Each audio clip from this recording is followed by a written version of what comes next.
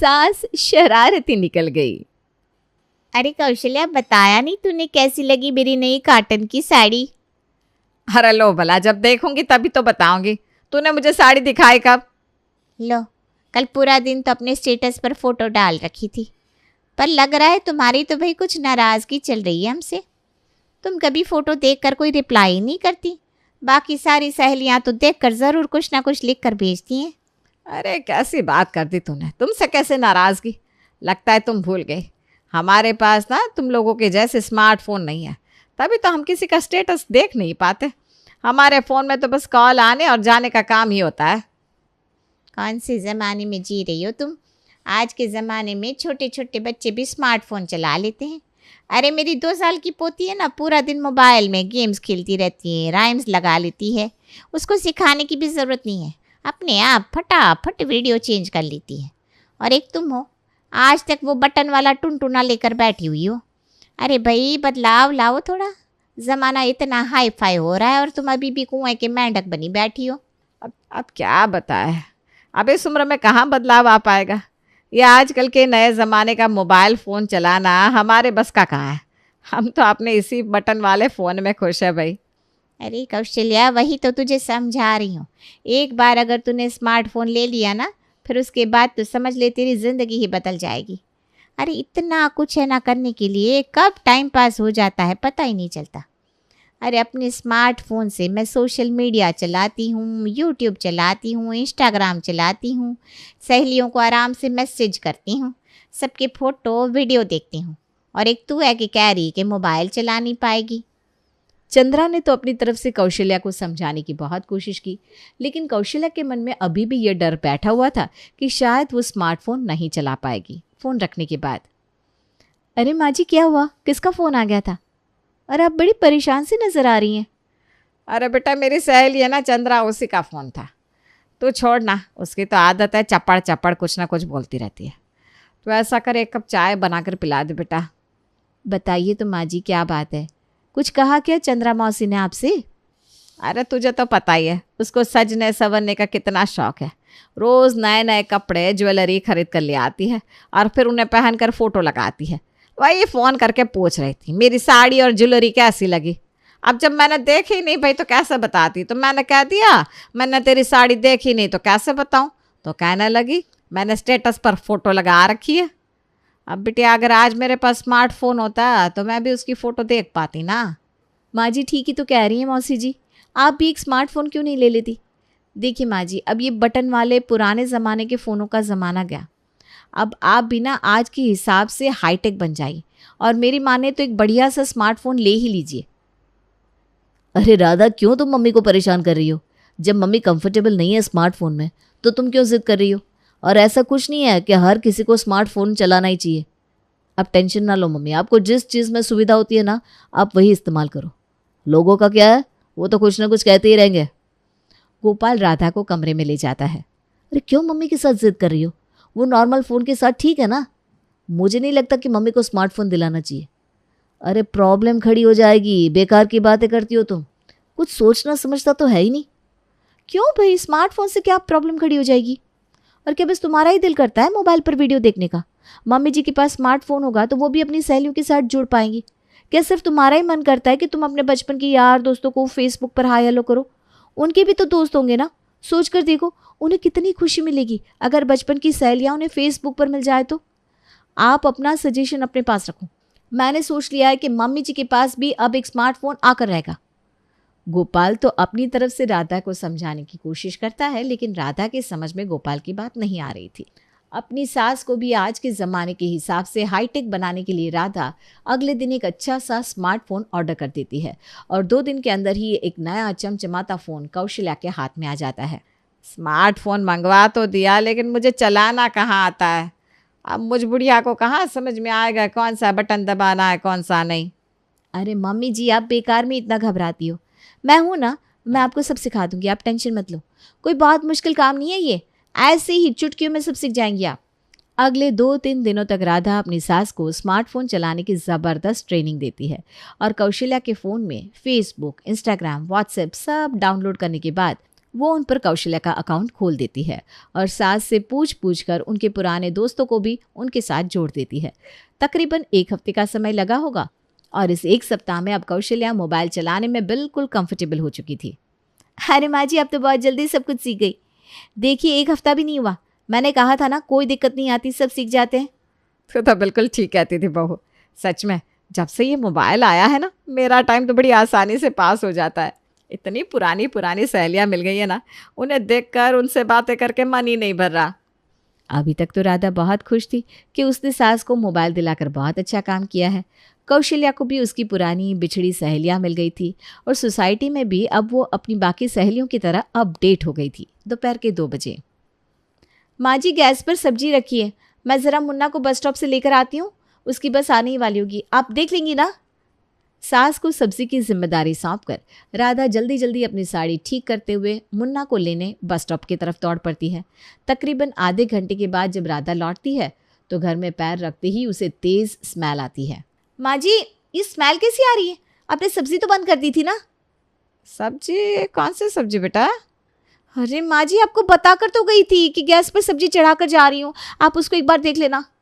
लग रहा है आपने पूरी सब्जी जला दी, ये तो गलत बात है, आपको थोड़ा सा तो ध्यान रखना चाहिए था।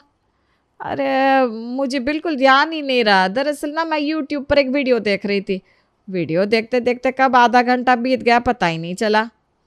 माँ जी, वीडियो देखने का ये मतलब थोड़ी ना होता है कि बाकी दुनियादारी से बेखबर हो जाओ। मैं आपको बोल कर भी गई थी कि एक बार सब्जी देख लीजिएगा। अब क्या करूँ, पूरी सब्जी जल गई है, अब क्या खाएंगे सब लोग। अरे तो अपना काम खुद कर लिया करना, मेरे ऊपर छोड़ कर क्यों चली गई तू? मैं यहाँ तेरी सब्जी देखने के लिए बैठी हूँ, जा जाकर दोबारा बना ले। लो, अच्छा किया जो मैंने माँ जी को मोबाइल फ़ोन दिलवाया, मुझे ही लेने के देने पड़ जा रहे हैं। पूरा दिन घर के कामों में मैं अपनी हड्डियाँ गला रही हूँ। घर, बच्चा, खाना, कपड़े सब मेरे अकेले की जिम्मेदारी हो गई है। माँ जी ने तो जैसे सब कुछ देख कर भी आंखें बंद कर लिए। पहले कम से कम थोड़ी बहुत मदद तो कर देती थी, और कुछ नहीं तो सब्जी ही काट दिया करती थी।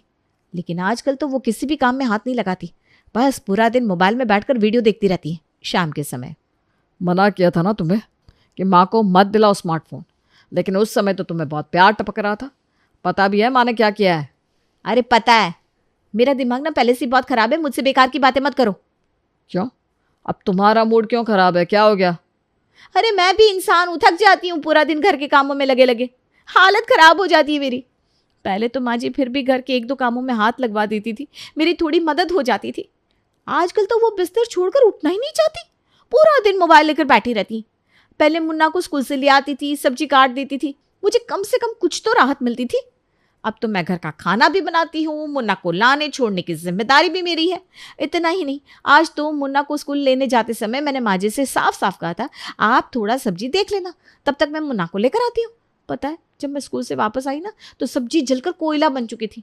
रात की माता जी आराम से मोबाइल में बैठकर वीडियो देख रही थी, बिस्तर छोड़कर उठ के 1 गिलास पानी तक वो नहीं लेती, लेकिन वीडियो में एक से बढ़कर एक डिशेस बनाना सीखती है और फिर पूरा दिन ताने मार मार के मेरा जीना मुश्किल कर देती है। कह रही थी, ये देखो कितनी तरह तरह का खाना बनाना सिखाते हैं यूट्यूब पर, और एक तुम हो रोज रोज रोटी सब्जी बना कर रख देती हो। अरे मुझे क्या बोतल से निकला हुआ जिन समझा आप लोगों ने? पूरा दिन मैं घर के काम करूं, उसके बाद आप लोगों को 56 भोग भी बनाकर खिलाऊं। देखो मैं ना साफ बता रही हूँ, जितना मैं बना रही हूँ इससे ज्यादा की उम्मीद मत करना मुझसे। अरे भाग्यवान, तुम तो एक बार शुरू हो गई तो रुकने का नाम ही नहीं ले रही हो। मैं यहाँ अपना दुख बांटने के लिए आया था, लेकिन तुम तो अपना ही रोना लेकर बैठ गई। अरे कभी पति से भी पूछ लिया करो कि उसका मूड क्यों खराब है। बताओ क्या हुआ तुम्हें? तुमने जो माता जी को मोबाइल दिलाया है ना, उसके साइड इफ़ेक्ट सामने आने शुरू हो गया है। सुबह से 4 रिश्तेदारों के फ़ोन आ गए मेरे पास, ऐसे कारनामे कर रही है माता जी। हैं? ऐसा क्या कर दिया मम्मी जी ने कि रिश्तेदार फ़ोन कर रहे हैं तुम्हारे पास? यूट्यूब, फेसबुक से उल्टी सीधी फेक न्यूज़ उठाकर ग्रुप में पोस्ट कर देती है मम्मी। कभी मामा का फ़ोन आ रहा है, कभी मौसी का फ़ोन आ रहा है। हर कोई यही कह रहा है कि तुमने अपनी माँ को क्या खतरनाक हथियार दे दिया है, जिससे तुम्हारी माँ फायरिंग किए जा रही है। क्या ज़रूरत थी बिना सोचे समझे उन्हें मोबाइल फ़ोन दिलाने की? अरे तो हर बात पर विश्वास कर लेती है क्या मम्मी जी? राधा, मम्मी तुम्हारे और मेरे तरह हाईटेक ज़माने की नहीं है। मम्मी के लिए तो जो मोबाइल में आ रहा है वही सच है। उन्हें फेक न्यूज़ और सही खबर में अंतर करना नहीं आता। उनके व्हाट्सएप, फेसबुक, इंस्टाग्राम पर जो न्यूज़ उनके सामने आ जाती है वो सब पर भरोसा कर लेती है। और सिर्फ भरोसा नहीं करती है, उसको एक एक इंसान को पर्सनली मैसेज भी कर देती है। लोग परेशान हो गए उनकी इस अफवाह फैलाने की आदत से। कल तो उन्होंने हद ही कर दी। फैमिली ग्रुप पर ऐश्वर्या और अभिषेक का तलाक तक करवा दिया। बुआ जी को उन्होंने मैसेज कर दिया कि अमिताभ बच्चन ने ऐश्वर्या को घर से निकाल दिया है। पता है, बुआ मुझे कॉल करके पूछ रही थी कि अमिताभ क्या हमें अपने घर की सारी बातें फ़ोन करके बताता है जो भाभी ऐसी अफवाह उड़ा रही हैं। मुझे तो लग रहा है मम्मी जी हमें कहीं उठने बैठने लायक नहीं छोड़ेंगे। इस तरह के फालतू मैसेज किसी को किए जाते हैं क्या? अरे वो किसी के समझाने से समझती है क्या? एक तो सारे रिश्तेदारों का मिलाकर फैमिली ग्रुप बना लिया है उन्होंने। सुबह से लेकर शाम तक कम से कम 50 मैसेज होते हैं उनके। कभी गुड मॉर्निंग, कभी गुड नाइट, कभी चाय का कप, कभी फूल का गुलदस्ता, जो उनके हाथ लगता है भेजती रहती है। अरे कॉलोनी के ग्रुप में उन्होंने कोई एंटी इस्लामिक पोस्ट सेंड कर दी थी पिछले हफ्ते, वही कट्टर हिंदू टाइप। लेकिन माँ जी ये भूल गई कि सोसाइटी में सभी जाति और धर्म के लोग रहते हैं। ऐसी बातें की जाती है क्या सार्वजनिक तौर पर? बस फिर क्या था, निकाल दिया उन्हें कॉलोनी के ग्रुप से। मुझे तो ये समझ में नहीं आ रहा कि आखिर ये सब कहाँ जाकर रुकेगा। देखो हमारे हाथ में ना ज़्यादा कुछ है नहीं, इसलिए अपना खून जलाने से कोई फ़ायदा नहीं है। समय आने पर खुद ही समझ में आ जाएगा उनको, कुछ दिन बाद। अरे माँ, तबीयत खराब है तो दवा खाओ ना, ये सब क्या कर रही हो आप? अरे बेटा तुझे पता नहीं, मैंने वीडियो में देखा है। जीरा, सौंफ, मेथी ये सब भिगोकर खाने से ना अपने आप बीपी, शुगर सब सही हो जाता है। और वैसे भी एलोपैथी से तो ऑर्गन फेल हो जाते हैं। अरे क्या बात कर रही हो आप? किसने कह दिया आपसे ये सब? अरे मैंने मोबाइल में देखा है। अरे मम्मी, हर वीडियो को सच मानकर अपनी ज़िंदगी में नहीं उतारा जाता। कैसे समझाऊं आपको? इस तरह इलाज होने लगे तो कोई क्यों 8 साल तक मेडिकल की डिग्री लेगा। राधा की सास कौशल्या ने अपने मोबाइल प्रेम में सबकी नींद उड़ा कर रख दी थी। वो पूरा पूरा दिन मोबाइल से वीडियो देखती और फिर व्हाट्सएप यूनिवर्सिटी से मिला ज्ञान बहू, बेटों और बाकी लोगों पर चिपका कर सबकी जिंदगी में नींबू निचोड़ देती। गोपाल, बहुत हो गया माँ जी का ये व्हाट्सएप यूनिवर्सिटी वाला ज्ञान। उनकी ये ज्ञान भरी बातें ना मुझसे अब सुनी नहीं जाएगी। तुम ऐसा करो, माँ जी के मोबाइल का डेटा ही ऑफ कर दो। ना रहेगा बांस, ना बचेगी बांसुरी। मोबाइल में डेटा कनेक्शन नहीं होगा तो वो कहाँ से दिखेगी वीडियो? अच्छा ठीक है, मैं वाईफाई का पासवर्ड बदल देता हूँ। तुम 2-3 बार माँ के सामने नाटक करना और फिर कह देना शायद मोबाइल में डेटा नहीं चल रहा। अगले दिन कौशल्या के फ़ोन में नेट चलना बंद हो जाता है। अरे बहुत देख तो ज़रा मेरे मोबाइल में क्या हो गया है, कोई वीडियो ही नहीं चल रहा और ना व्हाट्सएप चल रहा है ना यूट्यूब। अरे रे क्या हो गया माँ जी? राधा झूठ मूठ में 2-3 बार मोबाइल को चेक करने का नाटक करती है। ओ, लगता है वाईफाई नहीं आ रहा है, इसलिए इंटरनेट नहीं चल रहा है। राधा की बात सुनकर कौशल्या चुप हो जाती है। कुछ देर बाद राधा जब काम खत्म करके हॉल में आती है तो देखती है कि सास उसका मोबाइल लेकर उस पर वीडियो देख रही है। ये क्या, आप मेरा मोबाइल चला रही है माँ जी? अरे बहू, तू ही तो कह रही थी वाईफाई नहीं आ रहा। तेरे मोबाइल में तो बढ़िया इंटरनेट चल रहा है, मेरे मोबाइल में क्या दिक्कत हो गई? पता नहीं माँ जी, कुछ तो हुआ होगा ना। मैं गोपाल को बोलूँगी, कहीं रिपेयरिंग सेंटर पर ले जाकर एक बार चेक करवा देंगे। चल ठीक है, वैसे भी तू तो बिजी रहती है, तेरे पास मोबाइल चलाने का टाइम कहाँ रहता है। तेरा मोबाइल मेरे पास है, किसी का फ़ोन आएगा तो मैं तुझे कमरे में देकर जाऊंगी। हाँ, मुझे अब व्लॉग देखने थे, नहीं तो फिर वीडियो पेंडिंग हो जाते हैं। हाँ ठीक है माँ जी, कोई परेशानी नहीं, आप मेरे मोबाइल से देख लीजिए। ये लो, ये तो अपने को ही लेने के देने पड़ गए। माँ जी बहुत तेज़ हो गई है, जब से स्मार्टफोन आया है ना उनके हाथ में बहुत दिमाग चलाने लगी है। मैंने इनके मोबाइल से वाईफाई ऑफ कर दिया तो ये मेरे मोबाइल से वीडियो देखने लगी। क्या करूँ, कुछ समझ में नहीं आ रहा। परेशान होकर बेचारी राधा सास कौशल्या के मोबाइल का वाईफाई ऑन कर देती है। राधा और गोपाल बेचारे रोज़ बैठकर घंटों दिमाग लगाते कि आखिर ऐसा क्या करे कि माँ का स्मार्टफोन पर दिन भर वीडियो देखना थोड़ा कम हो जाए, लेकिन उन्हें कोई रास्ता नज़र नहीं आ रहा था। एक दिन, अरे राधा ज़रा देखना तो बेटा, पता नहीं क्या हो गया है, आजकल मैं किसी भी ग्रुप में मैसेज करती हूँ ना तो कोई रिप्लाई नहीं करता।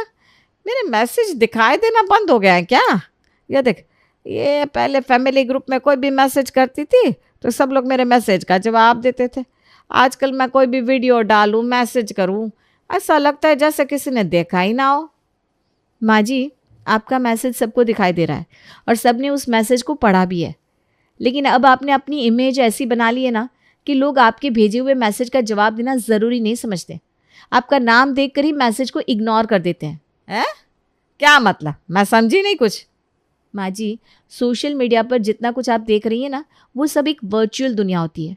जो कुछ भी आपको दिखाई दे रहा है वो सब सच हो ऐसा ज़रूरी नहीं है। आप मनोरंजन के लिए उसे देखिए, लेकिन उसको अपने जीवन में उतारने की कोशिश मत करिए। और सबसे ज़रूरी बात, सबसे ज़्यादा खतरा सोशल मीडिया पर गलत और भ्रामक जानकारी को फैलाने का होता है। और आप वही काम तो करती हैं, बिना सोचे समझे गलत सही हर तरह की जानकारी उठाकर ग्रुप में पोस्ट कर देती है। आपके ऊट पटांग मैसेज को पढ़ पढ़कर सब लोग इतना परेशान हो गए कि लोगों ने आपके मैसेज का जवाब तक देना बंद कर दिया है। अपने मैसेज की इंपॉर्टेंस बनाए रखने के लिए आपको कम मैसेज करने चाहिए और जो ज़रूरी हो वही पोस्ट किया कीजिए। फिर देखिए, सब लोग खुश होकर आपके मैसेज का जवाब भी देंगे और आपकी तारीफ भी करेंगे। कौशल्या को बहू की बात समझने में दिक्कत तो आई, लेकिन कहते हैं ना, सच देर से ही सही लेकिन समझ में आता ज़रूर है। कुछ दिनों में कौशल्या को एहसास हो गया कि बहू राधा ठीक ही कह रही है। ऐसा तो नहीं है कि कौशल्या ने मोबाइल फ़ोन का इस्तेमाल करना या मैसेज भेजना छोड़ दिया है, लेकिन हाँ, वो अपने अंदर सुधार लाने की कोशिश ज़रूर कर रही है।